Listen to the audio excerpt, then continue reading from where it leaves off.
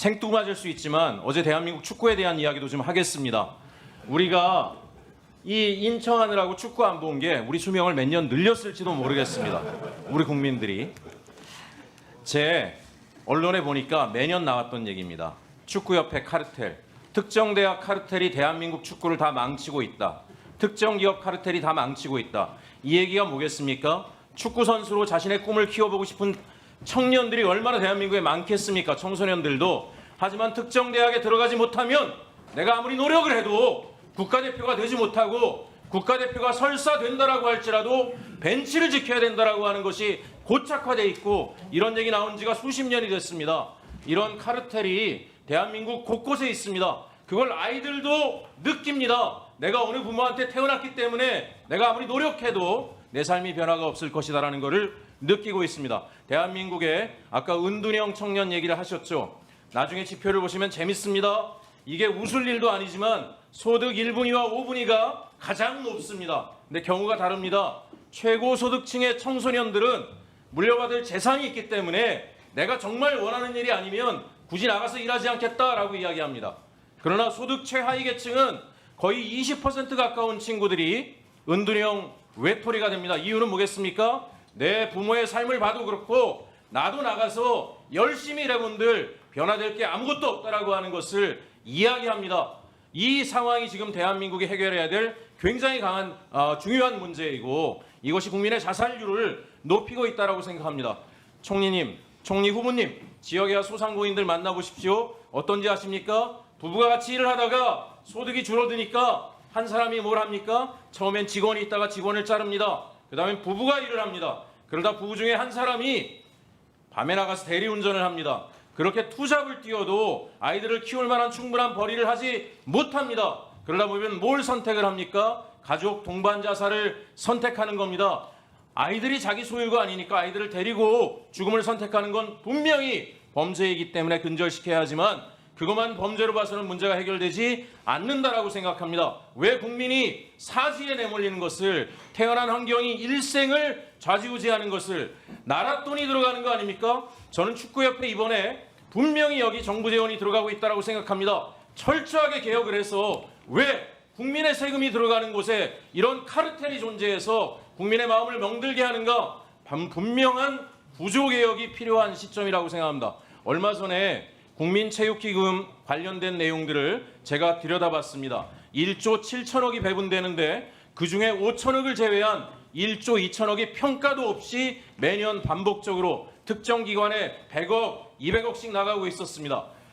국민의 세금이 나가고 국가의 기금이 나가는데 어떤 공공적 가치를 창출하는가에 대해서 엄밀한 평가가 없다라면 그 기관은 똑같은 방식으로 돈을 뿌리고 거기에서 카르텔에 들어가지 못한 사람들은 멍이 들고 있었을 것입니다. 그래서 저는 총리 후보님께 말씀드립니다.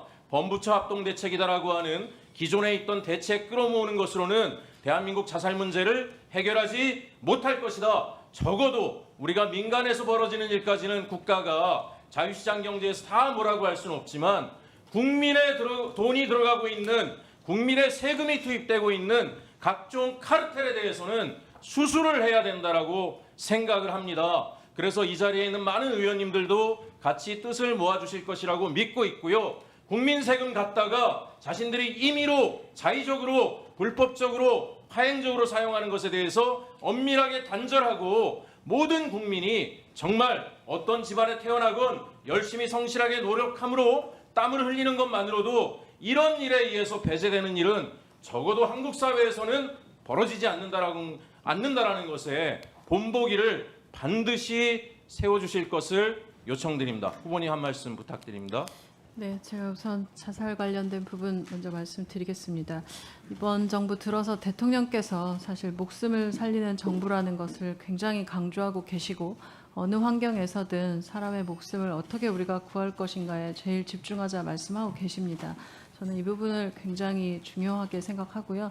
지금까지 1000명 프로젝트라는 걸 진행하면서 지금 올해 4월 데이터를 보니까 지금 자살 숫자가 줄고 있습니다. 다만 의원님 지적하신 것처럼 청소년과 청년들에서는 이 부분이 아직 감소 수치들이 보이지 않아서요. 저는 전반적으로 우리가 정말 집중해서 봐야 한다 생각합니다. 이 축구협회 관련된 부분은 뭐 제가 굳이 말씀드리지 않아도 온 국민이 굉장히 분노하며 말씀하시고 계시기 때문에 잘 해결될 거라 생각합니다. 이번에 탈탈 풀어내 주시기 바랍니다. 네, 후보자님 방금 전에 청년 자살 문제도 언급을 하셔서 지금 대한민국 국민의 자살 문제와 관련돼서 말씀을 드리겠습니다. 네, 우리 대한민국의 자살률이 OECD 국가 중에서 최고 수준이라는 것은 잘 알고 계시지요? 네, 예, 그렇습니다. 2024년에 거의 15,000명이 운명을 달리했습니다. 국민이 절망을 하고 그 절망의 끝이 자살이라고 생각을 합니다. 더 놀랍게도 청소년 자살률이 대단히 높다는 거 알고 계시죠? 네, 그렇습니다. 초등학생 자살률도 세계 1위권을 달리는 그런 나라입니다. 왜 어린 나이에서부터 국민이 절망하고 있고 스스로 목숨을 끊어야 하는가? 대통령께서 작년 8월에 사회적 재난이다. 여기에 대해서 범부처 합동으로 대책을 세워야 된다라고 얘기를 하셨고 김민석 총리께서도 총리실에 상설 기구를 만든 것으로 알고 있습니다. 범부처 합동 대책 같은 것들이 만들어졌을 것이다라고 생각을 하는데 그건 과거 정부에서도 다 만들었어요. 그런데 왜 개선이 되지 않을까? 저는 총리로 부임하시면 면밀하게 보셔야 되는데요. 부처 합동 대책이라고 하는 것이 가만히 놓고 보게 되면 표지가리인 경우가 굉장히 많습니다.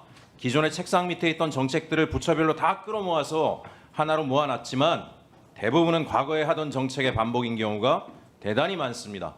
그래서 국민의 눈높이에 부합하지 못하고 실질적인 구조적인 변화가 이루어지지 못하기 때문에 변화가 만들어지지 않는 문제가 있습니다. 저는 총리로 부임하시면 이 문제에 대해서 정말 국민이 느낄 수 있는 특단의 조치들을 통해서 많은 변화들을 통해서 국민들이 더 이상 절망으로 스스로 목숨을 끊는 일이 우리가 전시 상태에도 전쟁 중에 아동이 사망하는 일이 발생하면 전 세계 뉴스에 나오지 않습니까? 어떻게 아무리 적대국이라고 할지라도 아이들을 죽일 수가 있느냐? 대한민국의 아이들이 스스로 목숨을 끊고 있는 문제입니다. 공직자라면 무거운 책임감을 느껴야 된다라고 생각을 하고 있습니다. 저는 구조개혁을 해야 된다라고 생각합니다. 우리 국민들은 대한민국이 겉으로 형식적으로 민주주의가 대단히 발전해 있다라고 생각하지만 실제 삶의 많은 영역에서 많은 장벽들을 유리천장들을 마주치게 됩니다. 아이들도 크면서 그렇습니다. 어느 지역에 태어났느냐에 따라서도 그렇고요. 또 특정 카르텔이 권한을 독점하고 있기 때문에 그 카르텔에 들어가지 못하면 실질적으로 아무리 땀을 흘리고 노력해도 내 삶이 개선되지 않는 경험